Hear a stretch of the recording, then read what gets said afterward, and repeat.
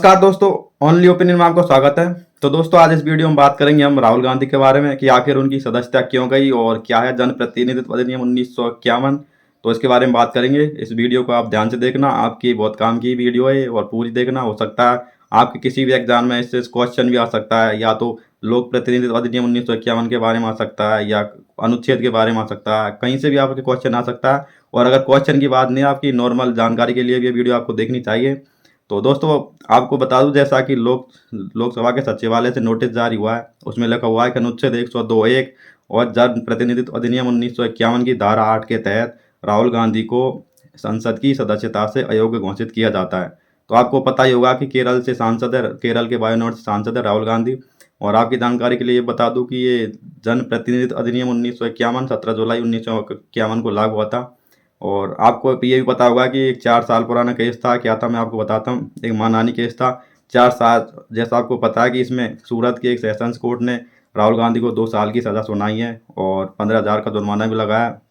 तो इन्होंने 4 साल पहले अपनी एक टिप्पणी में कहा था कि उसमें एक कमेंट किया था कि नीरव मोदी, ललित मोदी और इंडिया के प्राइम मिनिस्टर का नाम भी लिया था। उसमें बोला कि इन सभी के सरनेम मोदी क्यों हैं।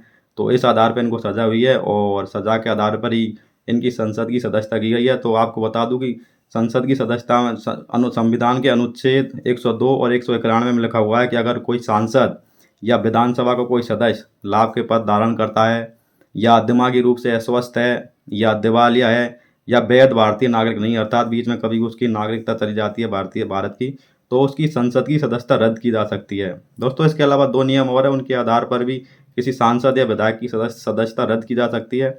एक है 10वीं अनुसूची दल बदल वाली, 1952 में लागू हुई थी वो। तो इसके तहत भी दल बदल के आधार पर किसी संसद के सदस्य या विधानसभा के सदस्य को अयोग्य करार दिया जा सकता है। और एक कानून है 1951 का जन प्रतिनिधित्व अधिनियम 1951, और इसी के आधार पर राहुल गांधी की संसद की सदस्यता छिनी है।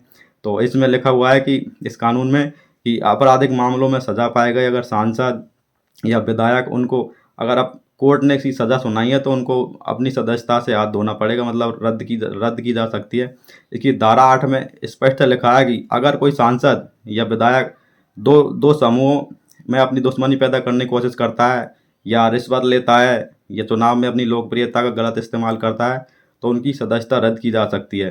तो दोस्तों आपको एक इंटरेस्टिंग जानकारी और बताता हूँ।